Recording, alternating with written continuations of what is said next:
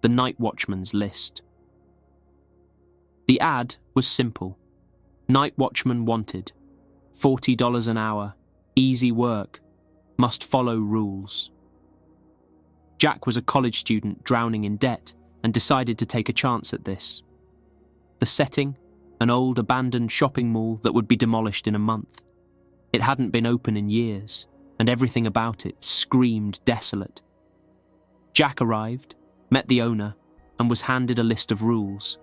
The rules. Review the security cameras every 15 minutes. You should hear footsteps upstairs. Do not go to investigate. Shut off the lights right away and hide under the desk. At 3:15 a.m. exactly, you will see a woman on camera 3. Do not look at her face. Regardless of what you may hear, do not respond to her. Go down to the food court at 4 a.m. Put one burger down on the floor. Run out. Do not look back. If somebody is banging on the front door and wanting to enter, you don't let them in, even if they are saying your name. A horror story. It started in pretty routine fashion until about 2 a.m, when Jack began to hear the faint tread of footsteps approaching from the second floor. His heart thudding, he flicked off the lights and flattened himself under the desk. Footsteps came louder, louder. They stopped right above him. He could have sworn he heard breathing, but he didn't budge. Fear hung heavy in the air. The woman appeared on camera 3 at 3:15 a.m. Jack wanted to look. She was an indistinct form, but he suppressed the desire, his heart pounding. She began speaking in a soft whisper, and he could feel the name she spoke scratching inside his head like nails on a chalkboard. Jack, help me, please, it's so cold here. He pressed his ears with his hands, but the whispering got louder somehow, as if it was inside his head. It was 4 a.m. in the food court. He placed the burger there and dashed out, his heart racing, thinking that someone was behind him.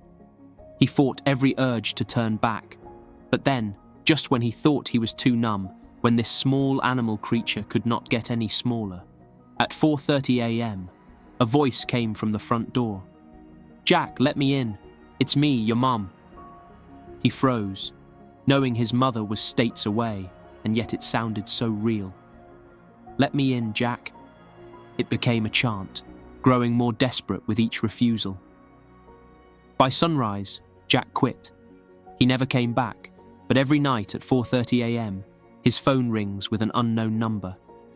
A woman's voice still pleads, let me in.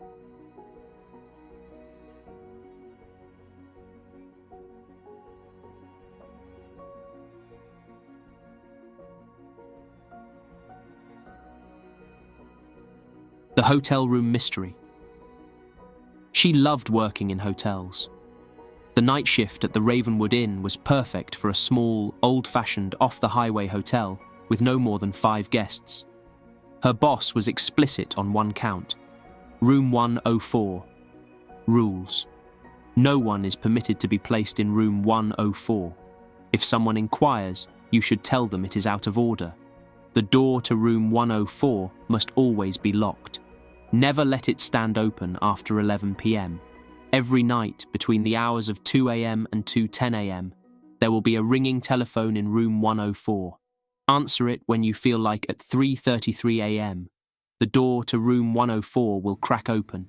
Close it and lock it without trying to see what's inside. The horror. Lisa's early shifts were uneventful. She began to suspect the rules to be some sort of joke until the 5th night. Then at 2 a.m. came the ringing of that old-fashioned telephone from room 104. The ring was muffled but persistent, as if it belonged to another era. Her fingers itched to respond on the line in the office, but she recalled the rules. The ringing stopped after 10 minutes, leaving an unnatural silence over it. At 3:33 a.m, the door to room 104 creaked open. It wasn't just a crack, it was wide enough for her to see inside, but she quickly slammed it shut. As her hand touched the door, a bone-chilling cold seeped into her fingers. There was something on the other side that was trying to push the door open again. She held firm, locking it as fast as she could. Curiosity got the better of her. After locking it 100 times, she pulled back to sneak a peek inside. The room was pitch black except for this old rotary phone that seems to sit alone on the nightstand, off the hook. Some shadowy figure sits on the bed, back turned, holding the receiver in its ear. The figure slowly turned its head toward her, revealing hollow black eyes and a smile that stretched too wide to fit on any human face. The phone in her office rang. She ran out of the hotel that night, never returning. Weeks later, she received a letter from an unknown sender. You broke the rule. Now it follows.